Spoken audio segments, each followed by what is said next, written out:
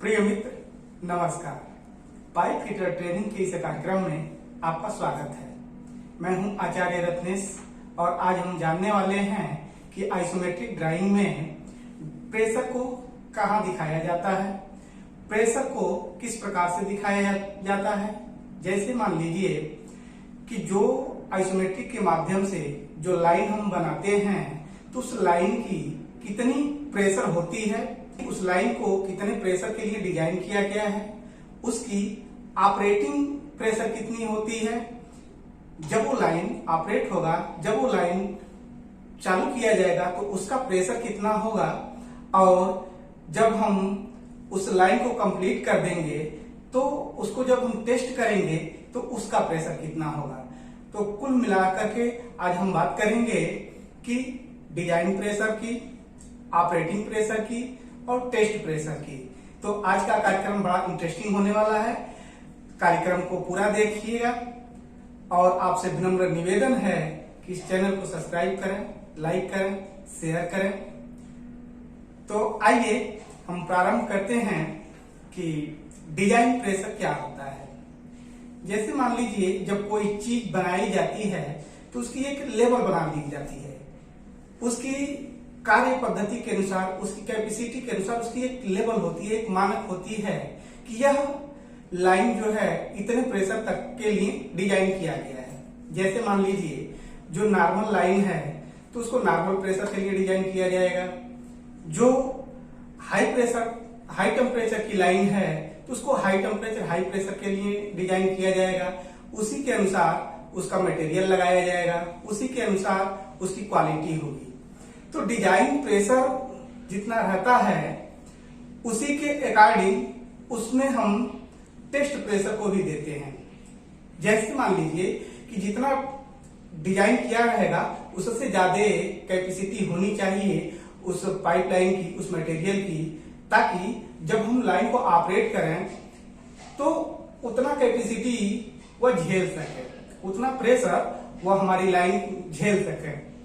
हम इसको इस तरीके से समझ सकते हैं कि एक तो हो गया कि ऑपरेटिंग प्रेशर, जब हम उस लाइन को प्रारंभ करते हैं और उसमें हम नॉर्मली चालू रखते हैं, जब पूरा प्लांट हमारा चालू हो जाता है तो उसमें जो प्रेशर प्रवाहित होगा वह ऑपरेटिंग प्रेशर होता है।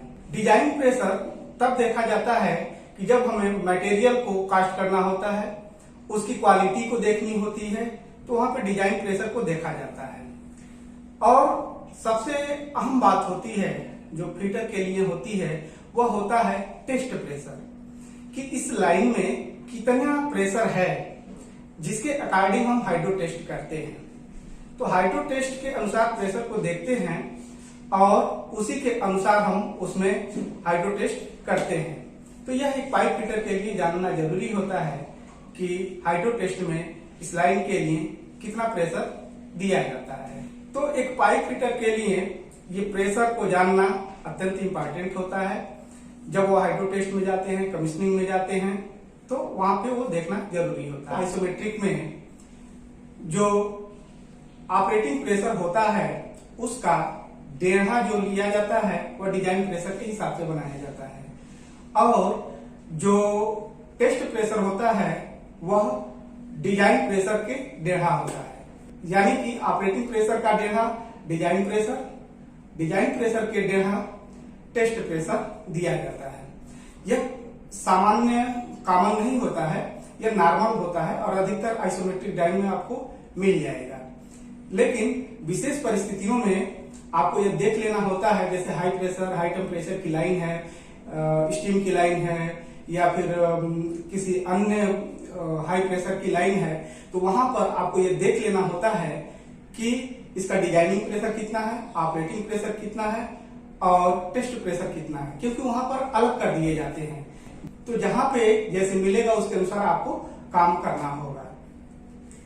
अब हम बात कर लेते हैं प्रेशर के मानक की।